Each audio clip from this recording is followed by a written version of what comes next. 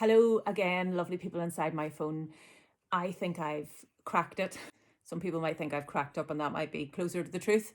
But if you saw my last video, I was making one of these, a reed, out of a piece of cane that I found at Lough Neagh. So I've got better at making my reeds, and now I've made a pipe to put it in, as I said I would.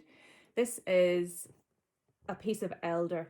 The branches of the elder tree have a soft pithy middle to them, and although I used a drill to get this nice and straight, it would have been possible at any point in the past to take out that pith using perhaps bone, antler, or then in the days when, you know, in the Iron Age and so on, we could have used metal as well to make something to poke it out with. But I was a little bit lazy and used a drill. In fact, it's not bad. You can see it's not straight, but it's quite straight. And then I put these holes in the front, very much by guesswork. So I'm going to let you hear it. The reason I wanted to make one of these was, first of all, I'm a clarinetist originally, and so I play a single reed instrument, and we have no knowledge of the single reed tradition in Ireland really prior to about the 18th century. However, there are some tantalising mentions of instruments which I think may well have had a single reed, perhaps even a reed just like this. One name is the Boirche, and Bui I think means reed as well. But in the story of Boirche, the shepherd of the Mourns, in the version that I learned from the writings of a man, a great storyteller called Cathal Boyle, and in his version of the story, he describes how Boirche, this wonderful shepherd who played a pipe in the Mourns, used to call his sheep home using a flute or a pipe made of elder, just like this. And so I've long been curious what that pipe might have maybe sounded like and how it might have worked. He might have blown it like a flute, but it could just as easily have had a reed in it. So here's what my pipe sounds like.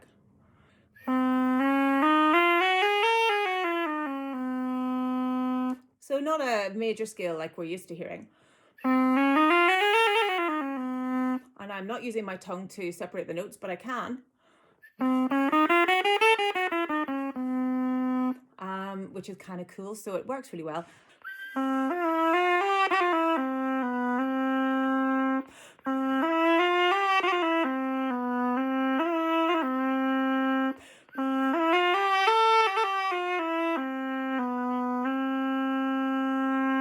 Might sound a wee bit like a duduk, I think it's called. Anyway, very cool sound.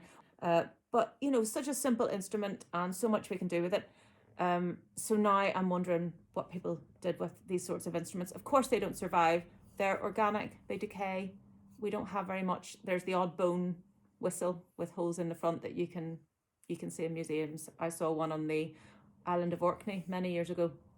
But of course, the cane, well, if they used cane in anything, it doesn't survive. So as far as I remember of the Orkney flute or whistle that was found, it was just the holy part. So it wasn't clear how it was blown. So again, I come back to, why does everybody assume, or it feels like everybody assumes that they weren't, you know, single reed instruments? They very likely, I think, were. Certainly in places where you have lochs. So I'm going to go back to my critch, this is a lyre, but this part of the lyre is based on this part's based on a 7th century instrument found in England.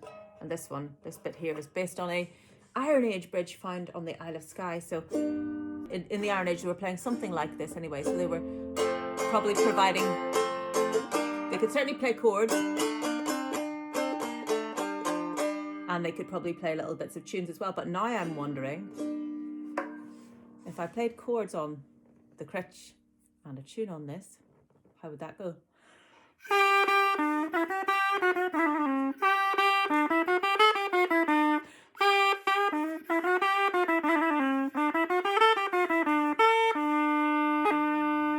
So tune in next time when I might have my loop pedal working and I might be able to accompany myself on one of these, and we could have like an Iron Age disco.